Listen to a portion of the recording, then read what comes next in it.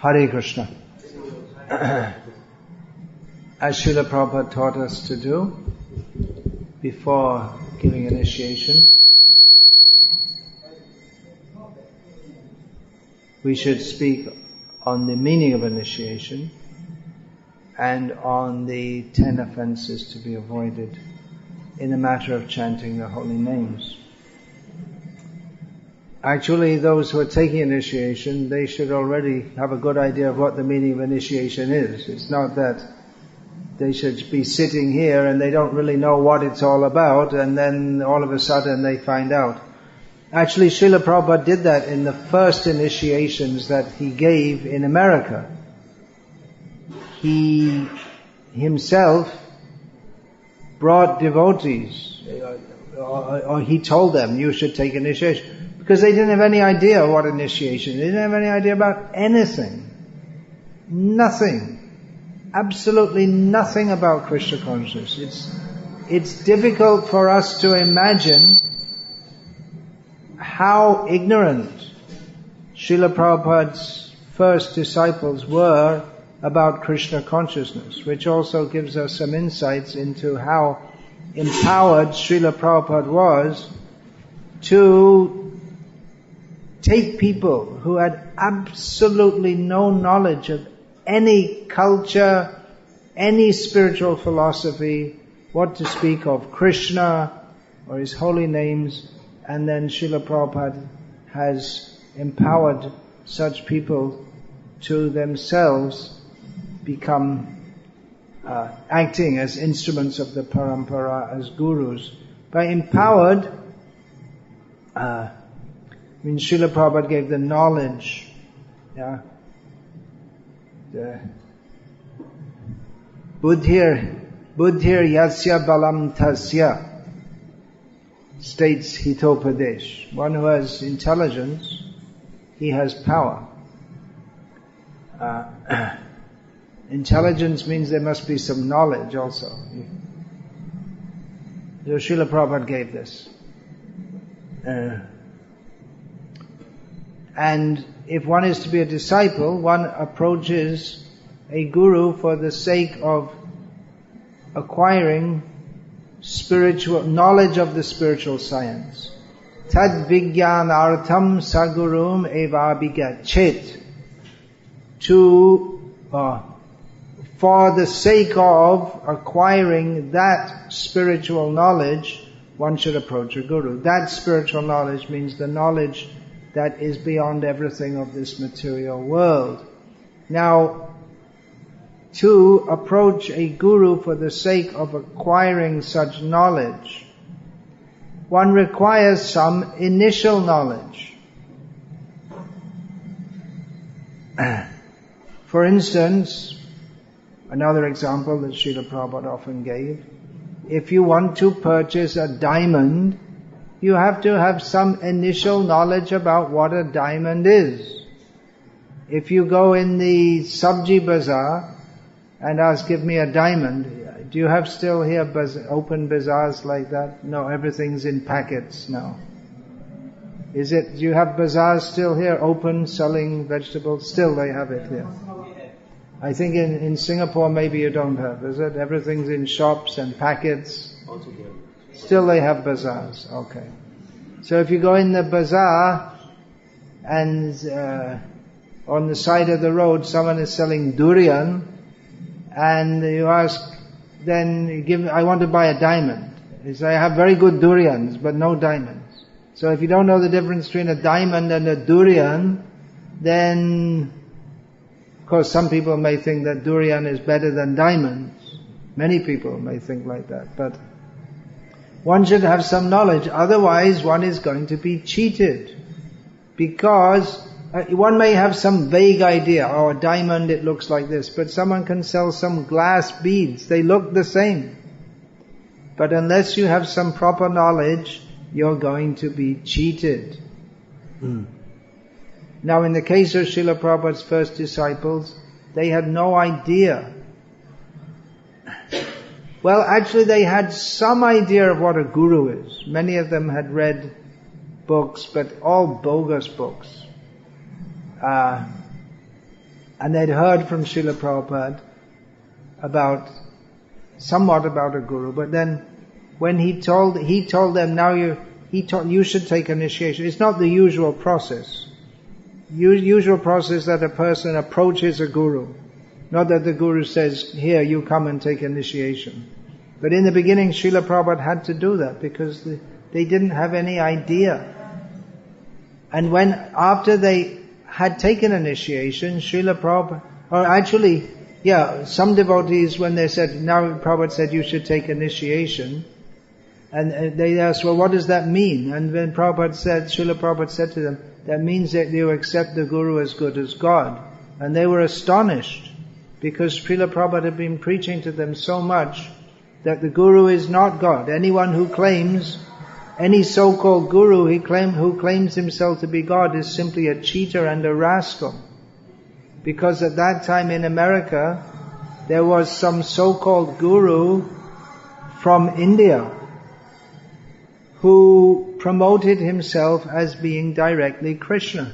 He was a rascal and a nonsense. And Prabhupada pointed it out, that the Guru is a representative of Krishna. So the first ones, Srila Prabhupada's first disciples, they were shocked when Srila Prabhupada said that you have to accept the Guru as good as God.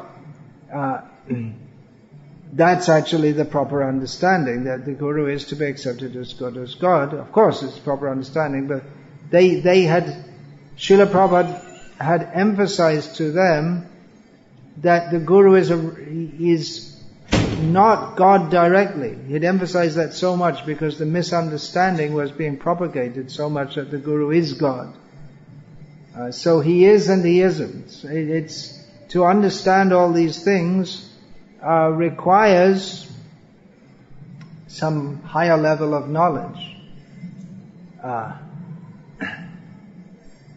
For instance, I have heard, probably many of you have heard, that in higher levels of physics,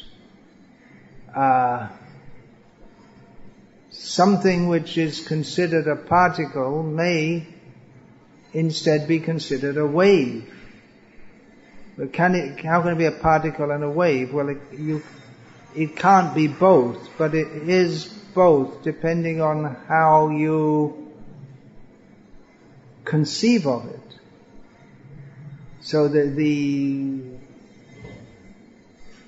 position of the observer, the consciousness of the observer becomes integrated into science. It's actually a very philosophical concept which has bugged scientists for more than 100 years now. They still couldn't work it out, how to really put together quantum physics with classical physics. Please don't take photos, just listen.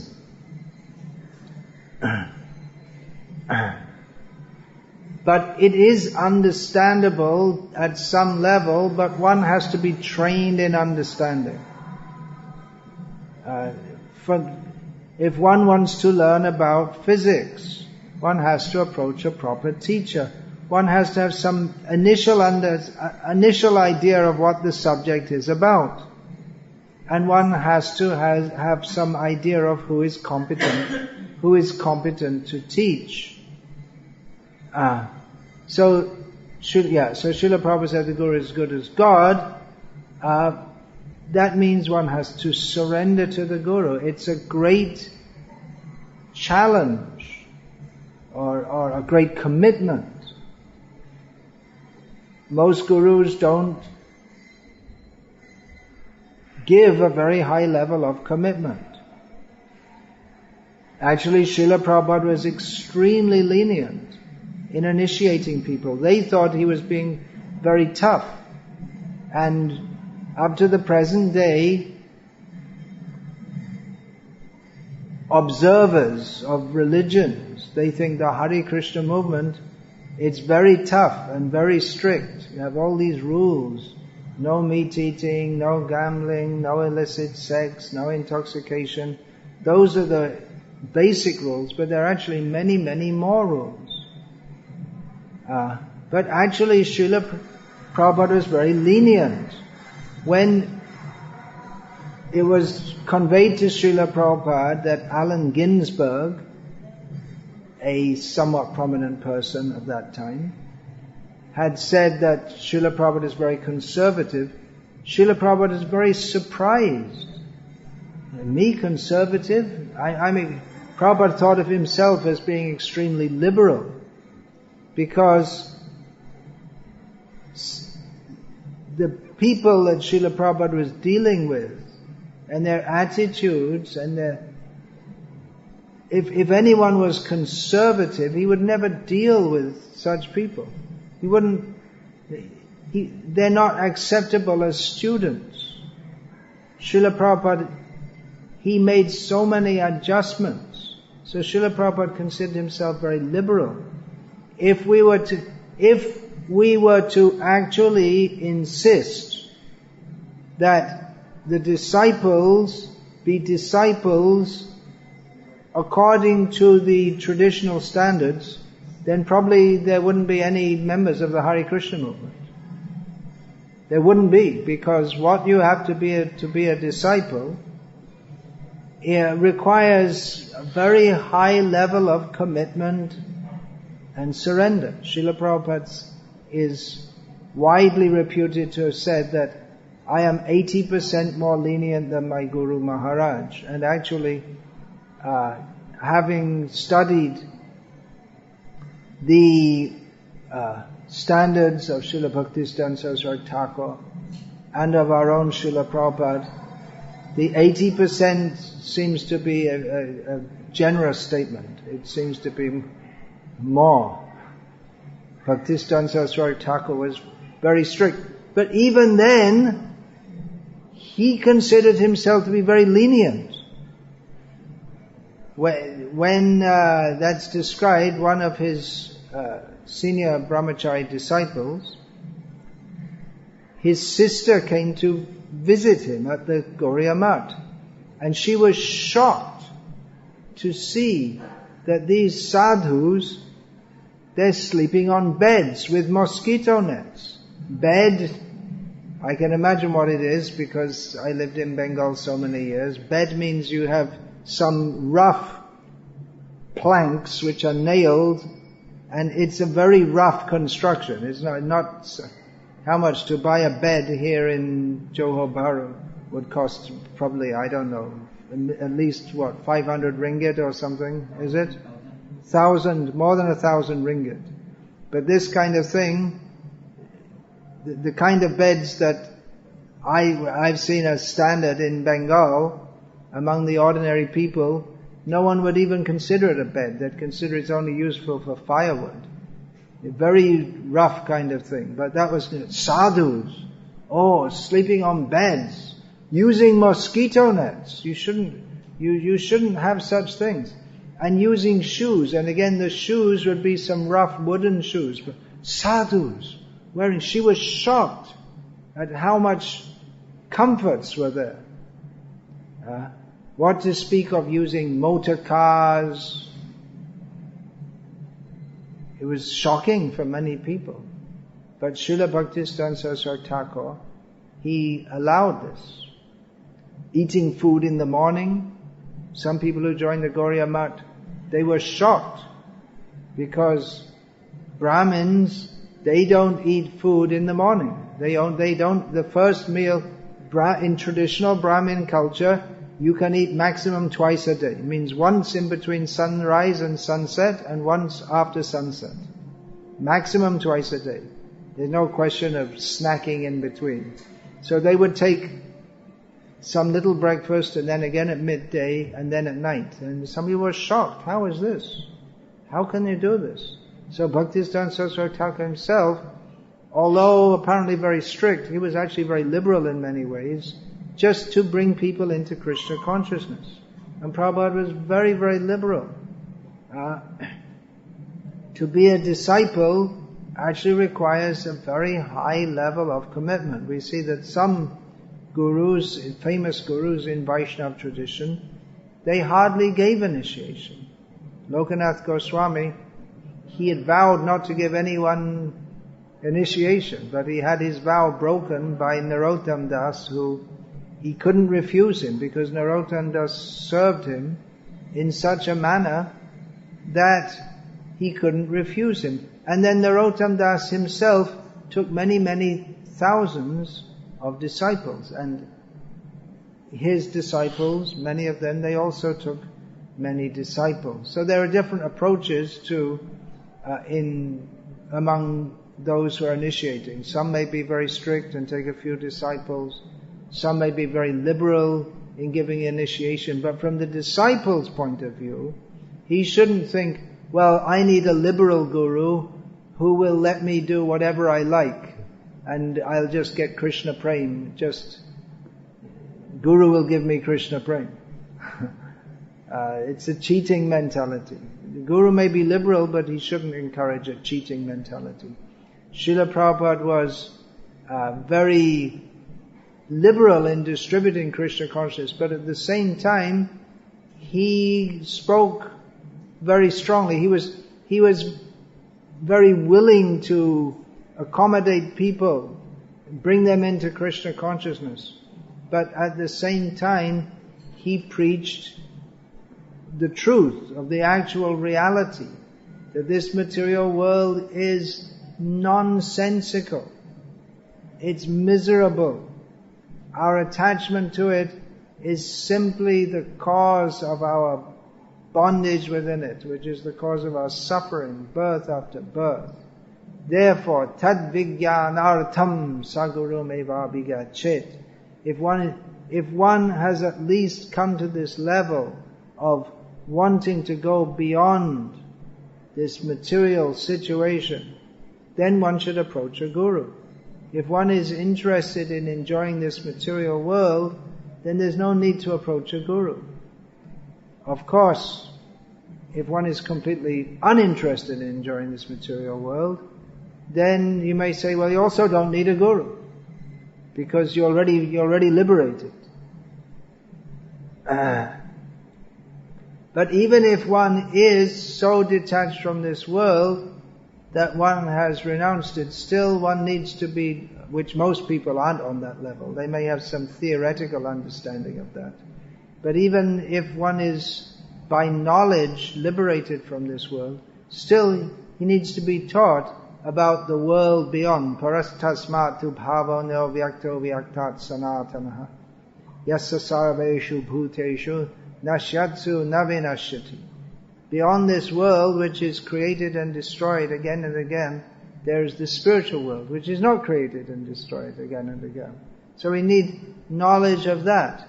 Having understood that everything in this world is miserable and temporary, we need to get knowledge of that which is blissful and eternal. But that world is not this world. That world is not visible in this world. Therefore we have to be given the eye, Shastra Chakshu. We have to be given the eyes of Shastra, so that we can also see that world. But for that purpose we have to approach Tattvadarshi, one who has seen the reality. They can help us to see. There may be many people who are knowledgeable in Shastra, but they have wrong understandings. They may be Tattvadarshi, they are interested in Tattva, in philosophical understanding, but they don't see it in the right way.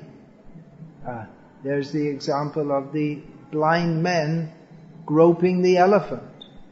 They all come to different conclusions as to what an elephant is. They don't have the overall picture. So there are various people who study Shastra, and they come to various conclusions, which are then the conclusions, they may not be wholly wrong. We know that there are 6 major philosophical systems based on the Vedas, and they all have some value to them.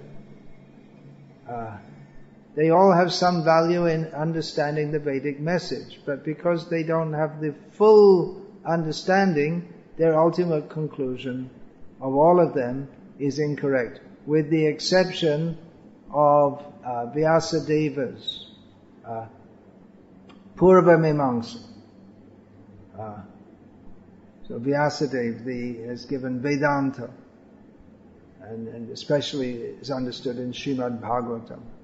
So those who are followers of Vedanta, they understand that this world is miserable and temporary. But even they may have understood that, but they still need, if they're not enlightened by a Vaishnava, they still need to go to a Vaishnava Guru who can properly explain about Krishna and our relationship with Krishna. That is Sambandha Gyan. Then there is Abhideya, which means how to act in this world, in that relationship, to begin to re-establish our relationship so that we can attain to our prayojana, Krishna Prema, the ultimate necessity of life. So there are many, many things to be learned. Many things to be learned. The basic thing we have to understand. Jiva Swarup Hoy Krishna Nityadas. Krishna Tatashta Shakti Bheda Bhed Prakash. The living being. But that's the first thing. We're not the body. We are living spirit souls, eternal spirit souls. We are the eternal servants of Krishna. We are different and non-different from Krishna. Both different and non-different in an inconceivable way, being his marginal potency. So this is the basic thing to understand. But even the basic thing to understand, it's very deep philosophy. To understand achintya bheda bheda. It's not 2 + 2 = 4, which is easily understandable for most people. There's also a difficulty in understanding, from our perspective. It's actually not difficult to understand, but difficulty in understanding. We don't understand how we are the servant of Krishna because we are attached to an erroneous sense of independence from Krishna, which is our whole problem. Why doesn't everyone understand this philosophy of Krishna consciousness? Because everyone is attached to being non-Krishna conscious, not surrendering to Krishna. So there are many things to learn. Guru means spiritual master, spiritual teacher. Disciple means has to learn and has to surrender. The process of learning. Tadvidhi pranipatena pariprashnena sevaya upadekshanti te jnanam jnaninas tattva darshana. One has to approach one who knows. How can we know who knows if we don't know?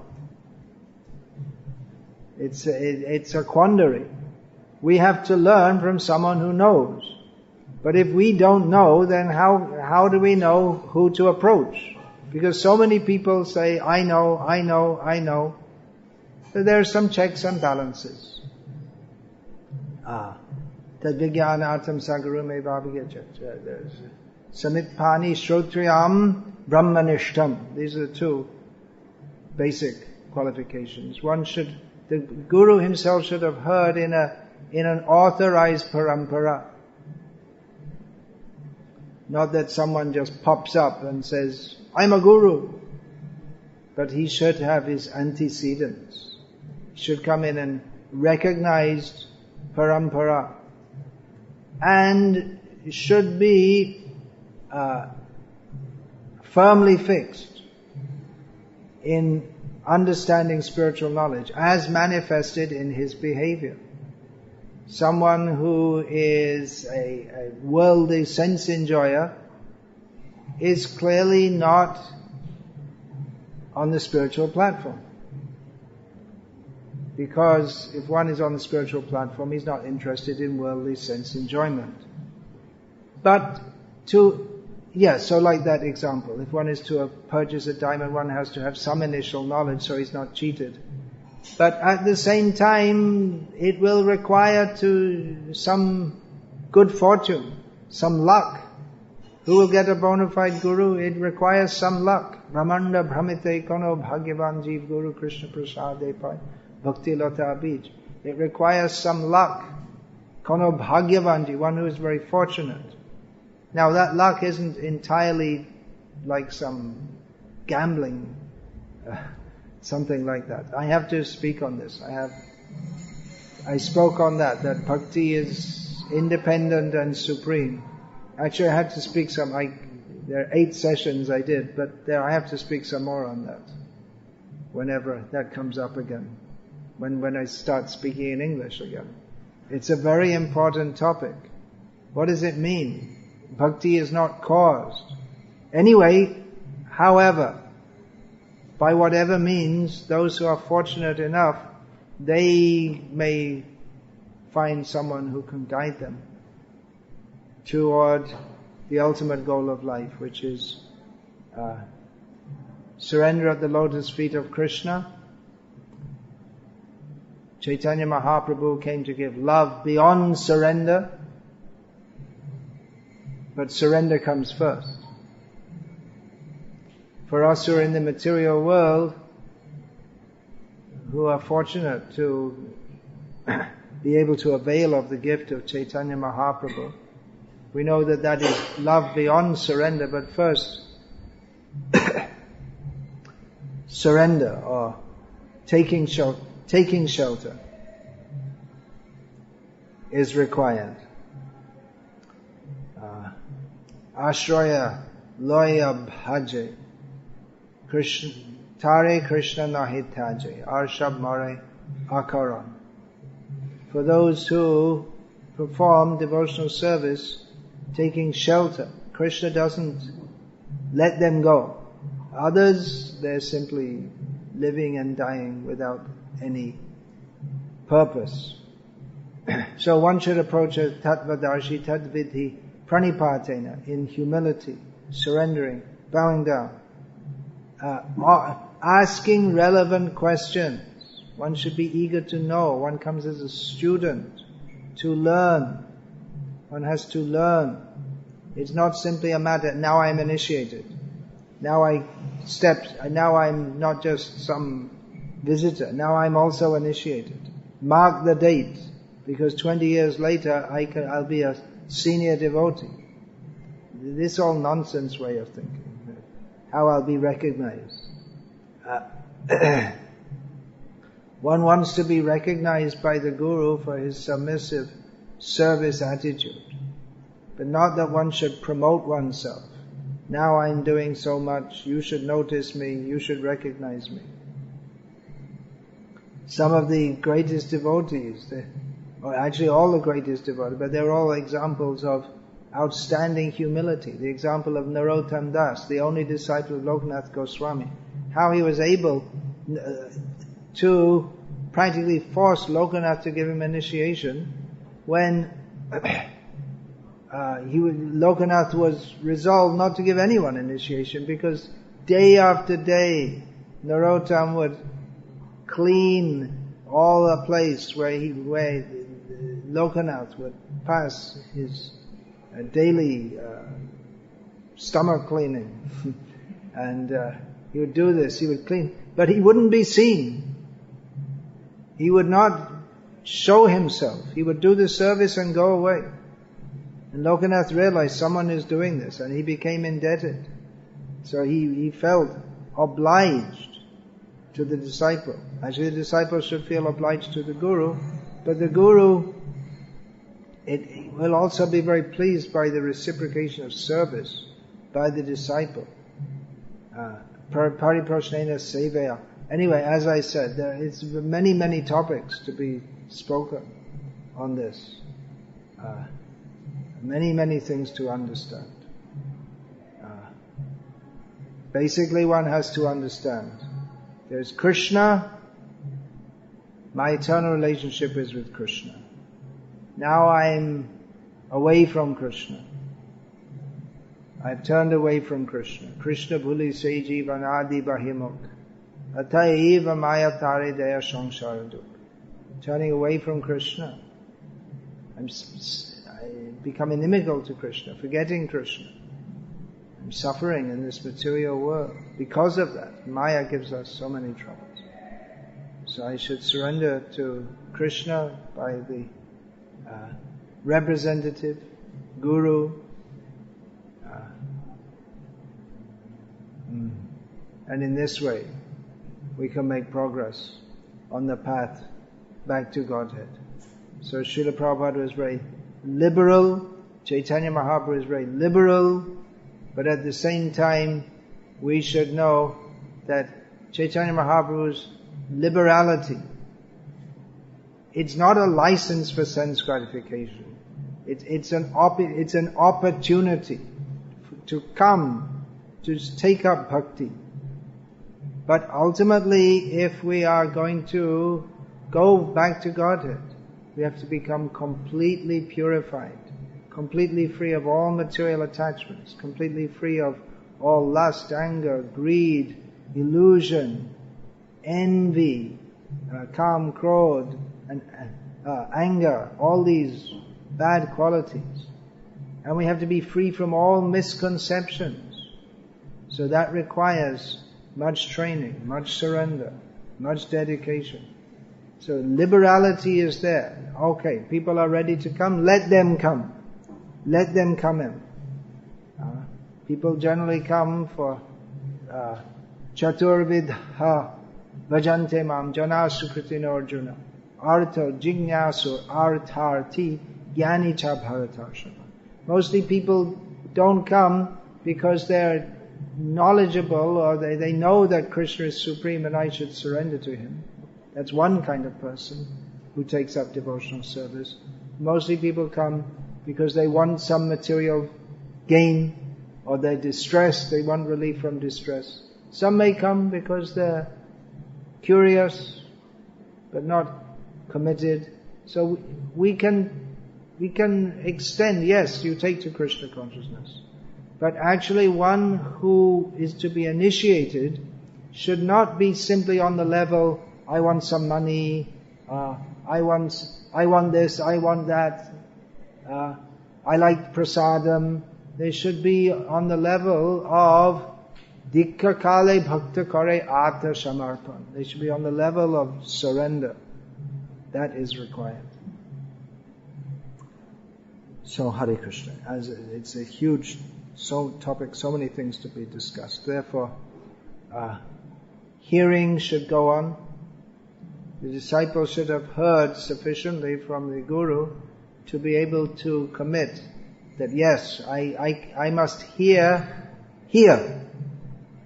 I must go on here. I've heard enough from the Guru that I'm convinced that by continuing to follow throughout my life and life after life, my requirement, my prayojan, my need of attaining Krishna Prema, that will be fulfilled. So that much confidence should be there. When one is coming for initiation. So it's a very great topic. We should go on hearing. The hearing process is expanded in Kali Yuga by the reading process. Originally, spiritual knowledge is conveyed by the Shabda Brahma, spiritual knowledge, conveyed by speaking and hearing. Vyasadeva, seeing the condition, or he comes, Vyasa means who comes at the end of Dwapara Yuga, to present that spoken knowledge in written form, at least not the original Shruti, but the Puranas, that is presented in written form. And he also gives Mahabharata, Vedanta Sutra, in written form. So reading, that is an extension of the hearing process. So initiation means the commitment to surrender, means to dedicate one's life in Krishna's service. According to one's situation, that is also accepted. It's not required that everyone take official sannyas, sthane stita shrutikatang tanubang manobe, one may remain in one's position, but one should dedicate one's life to hearing and serving Krishna in all respects. So hearing, reading, serving, the goal of life must be that now, after so many countless millions, billions, trillions, zillions, uncountable lives in this material world, now my commitment is Turnam yatetana patedanu mrityayavam nishrayasa. Now I must attain, before I leave this body, I must attain the highest goal. That is the commitment. So the principal means of doing so in this Kali Yuga is by chanting the holy names of Krishna. Anyone can chant, but the full manifestation of the mercy of the holy name comes in those who chant inoffensively. Niraparadhe nama loile pai premadham. Yeah, you're standing in front of this camera also.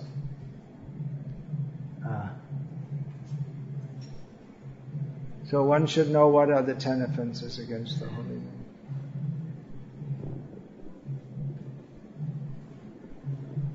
Ninda, sadhu ninda. What is first offense is to blaspheme. Sadhu. The word sadhu can be understood in so many ways. Basically that means a devotee of Krishna. One for whom Krishna is his heart, and he is the heart of Krishna. Sadhavo hridayam mahyam sadhunam hridayam tvaham vadamyattena jananti naham tebhyo managapi. One who is, Krishna says, the sadhus are my heart, and because I am their heart. Why? Because they know nothing but me and I know nothing but them. So sadhus, especially Srila Prabhupada emphasized, those who are preaching Krishna consciousness, they should be not blasphemed. Ninda, the word ninda, Sanskrit word that can be translated as criticized, blasphemed. It means to make comments about in a spirit of dvesh, a hostile attitude. So that is very dangerous in one's spiritual life. If one is envious of devotees, then even one may chant Hare Krishna, but will not get the result of chanting. Similarly, if one thinks that you can chant Krishna, Kali, Shiva, Durga, Sai Baba, and it's all the same, that's also an offense. Because Krishna is the Supreme Personality of Godhead. Ekale Ishvara Krishna, Arshabhrita. Krishna is supreme. All others are his servants. Even the great demigods are his servants. Shiva means auspicious, but his nature of being Shiva, of being auspicious, is derived from the supreme auspicious, Sadashiva, Vishnu. Only because he has the relationship with, of course that is eternal, his relationship, but only because his eternal relationship is with Vishnu, he's auspicious. And the demigods are great to the extent that they are devotees of Krishna. And anyone is great to the extent that they're a devotee of Krishna. So Krishna is the center. We should surrender to Krishna and understand that Krishna is supreme. To equate various demigods with Krishna is an offense to the holy name of Krishna. Having accepted a guru, to consider him an ordinary person, to neglect him, to disobey him, is a great offense. It's an offense to the holy name. again, we can go on chanting the holy names, but if we do not submit ourselves to the Guru, if we don't have the proper attitude, then the holy name will not resonate within our hearts. Therefore we have to be very careful in selecting to whom we shall go to surrender. Because if later we see,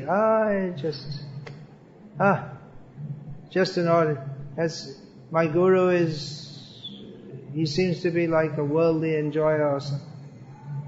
We should be very clear in understanding who is our Guru and surrender. Similarly to blaspheme the Vedic literature. That is also an offense to the holy name. The Vedic literatures reveal the holy name of Krishna. Please don't take photos. If you'd like to be here, please listen. You're so absorbed in that you can't even hear what I'm saying now.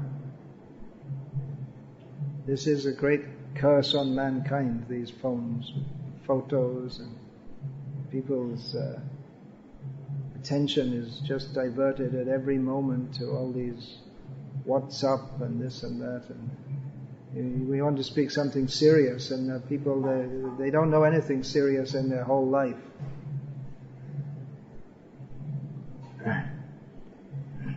Just on the platform of trivia.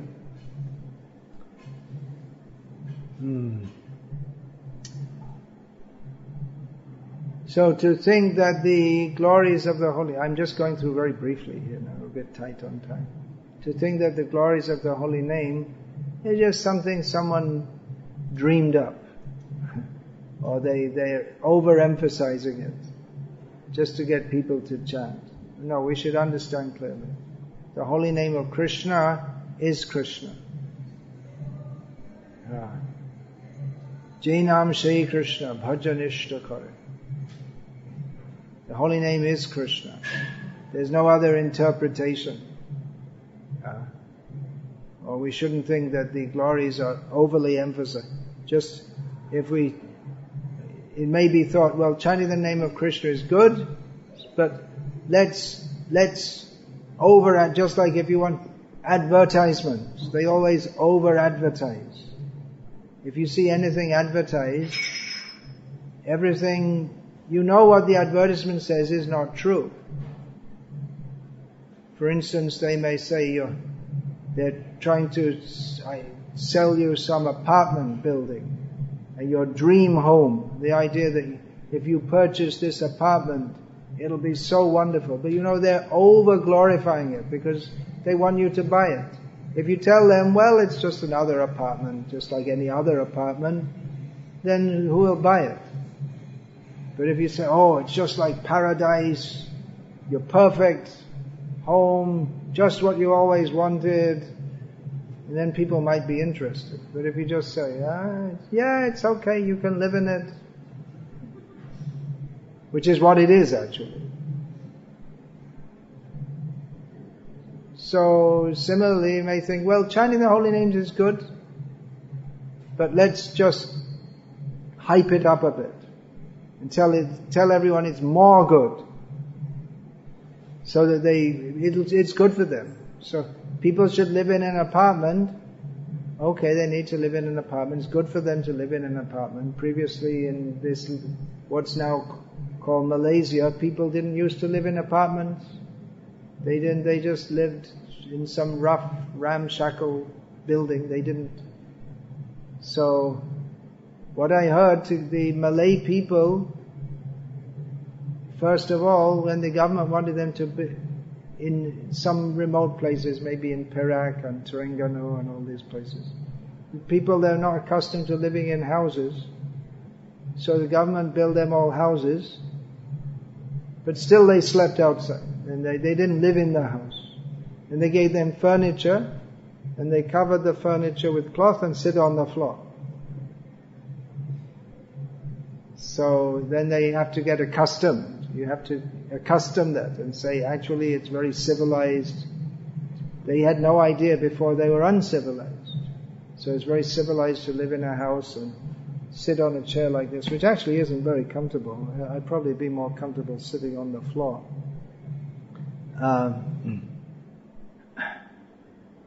There's some overemphasis to sell it. But no, actually all the glories of the holy name are actually true. Which is another reason it's another offense to preach the glories of the holy name to people who are not inclined to believe those glories. Because then they'll blaspheme the holy name even more. Another of the glories of the holy name is that even though there are so many processes mentioned in the Vedic literature, the holy name or the process of pure devotional service is in a completely different category. One can perform yagyas, something like this, for material benefits, but chanting the holy name is far beyond any such idea. Or one can go on pilgrimages to holy places for material benefits. Or one can perform vows for material benefits. It used to be a common thing for Hindu wives. Actually, no, they all used to do. They would fast one day a week for the benefit of their husband. I don't think anyone even heard of this anymore. But until recently it was quite common. Do you know that? You heard about your grandmother doing it? Something like that. Nowadays, you tell the girls, they say, forget it. They don't even want to feed their husband. You can get something out of the fridge. What does he need me to feed? I'm just, he just gives me sex, that's all. That's the only function of the husband. Nothing else to do. And if you become fed up with him, then kick him out, get another one. There are plenty of men around. Anyway, I always liked that guy in the office better than my husband. Getting off the topic here. The glories of the holy name. So yeah, the holy name is not for any material benefit. That's a good thing that the wife should be dedicated to the husband, but the holy name is not for any material benefit. It's in a completely different category. It takes us beyond all kinds of material benefits that can be offered in the Vedas. Having come to the standard of chanting the holy names, under the guidance of a guru, one should hear from him and understand that we are not the body. So if one is determined to remain in the bodily of concept of life, for instance thinking, I'm Indian, I'm Hindu, or I'm Malaysian, cheer on the Malaysian, what do they have? What's the major sport here? Cricket? Football. Cheer on the Malaysian football team, but that's a useless team. I never heard of them. They have the interstate football, don't they? What state is this? Sabah? Johor, of course. So cheer on the Johor football team against the PJ, what is it? Kuala Lumpur, Selangor. It's all nonsense. The Indians here are not interested in cricket. They're not. You can't really be an Indian if you're not interested in cricket. That's modern India. It's all nonsense. If we're interested in these things, we're in Maya. Well, that's why we're in this material world. That's why we accept initiation. That's why we chant the holy names. To get out of Maya and come to Krishna. But if we maintain attachment to such things, then that's also an offense, because how are we going to advance in Krishna consciousness? What's the point of chanting Hare Krishna? Which means to pray to Krishna. Oh Krishna, please engage me in your service. Well, not just now, because I have to go to the football game. I'll do the arati quickly before I go.